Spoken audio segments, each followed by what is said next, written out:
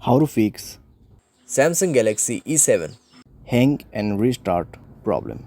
नमस्कार दोस्तों, स्वागत है आप सभी का तिकराज यूट्यूब चैनल पर। तो दोस्तों, आज की इस वीडियो पर मैं आपको बताऊंगा कि कैसे आप जो है अपने सैमसंग के डिवाइस पर हैंग और रीस्टार्ट प्रॉब्लम सॉल्व कैसे कर सकते हैं। यहाँ पे दोस्तों क्या होता है, जब हमारे डिवाइस ठीक है हैंग हो जाते हैं तो वो अपने आप रिस्टार्ट हो जाते हैं। ठीक है, इस तरीके का प्रॉब्लम है ये। तो अगर दोस्तों आपकी जो डिवाइस है ठीक है सैमसंग का, वो भी अगर हैंग हो जाते, हैंग होने के बाद अपने आप रिस्टार्ट भी हो जाते, तो ये किस तरीके का प्रॉब्लम है, ठीक है, और आपको कैसे ये प्रॉब्लम फिक्स करना होगा, आज के इस वीडियो पर मैं आपको सॉल्यूशन बताने वाला हूँ। वीडियो को अंत तक देखिए, जो भी सॉल्यूशन मैं आपको बताऊँगा उसको फॉलो करें, आपका प्रॉब्लम सॉल्व्ड हो जाएगा। ठीक है, वीडियो शुरू करने से पहले दोस्तों, अगर आपने चैनल को सब्सक्राइब नहीं किया है तो सब्सक्राइब करते हुए बेल आइकन को क्लिक करें। अगर आप ऑनलाइन पैसा कमाना चाहते हैं तो वीडियो डिस्क्रिप्शन पर आपको लिंक मिल जाएगा। किसी भी प्रॉब्लम के रिगार्डिंग पर आप हमें ट्विटर पर फॉलो करके मैसेज करें।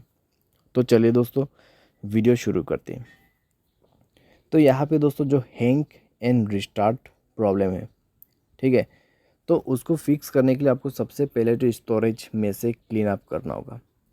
स्टोरेज को क्लीन कीजिए और मोबाइल पे कई सारे एप्लीकेशंस है तो उसको डिलीट कीजिए। ठीक है, बहुत बड़ा एप्लीकेशंस आप यूज़ करते हैं तो उसका डेटा को क्लियर करके यूज़ कीजिए। इससे आपका जो रैम है वो खाली होगा।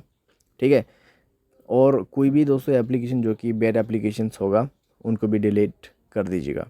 बैड एप्लीकेशन जैसे कि कोई अननोन वेबसाइट से इंस्टॉल किया हुआ एप्लीकेशन, ठीक है, तो उनको डिलीट कीजिए और अपने स्पेस को फ्री अप कीजिए। उसके बाद माय फाइल्स पे जाए और यहाँ पे भी दोस्तों स्टोरेज को फ्री अप कीजिएगा। ठीक है, जब स्टोरेज आपका 40 to 30% एम्प्टी हो जाएगा, तब आप अपने मोबाइल सॉफ्टवेयर को अपडेट करेंगे। ठीक है, मोबाइल सॉफ्टवेयर को अपडेट करेंगे। मोबाइल सॉफ्टवेयर अपडेट होने के साथ ही साथ आपका प्रॉब्लम सॉल्व हो जाएगा। ठीक है, तो हैंग और रिस्टार्ट का जो इशू है आप इसी तरीके से फिक्स कर सकते हैं।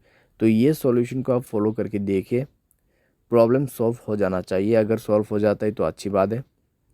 अगर इसके बाद भी प्रॉब्लम आते हैं तो आपको जाना है general management, reset and then factory data reset. ठीक है, फैक्ट्री डेटा रीसेट पे जाके आपको डायरेक्टली मोबाइल रीसेट कर देना है। जैसे रीसेट करोगे आपका प्रॉब्लम सॉल्व हो जाएगा।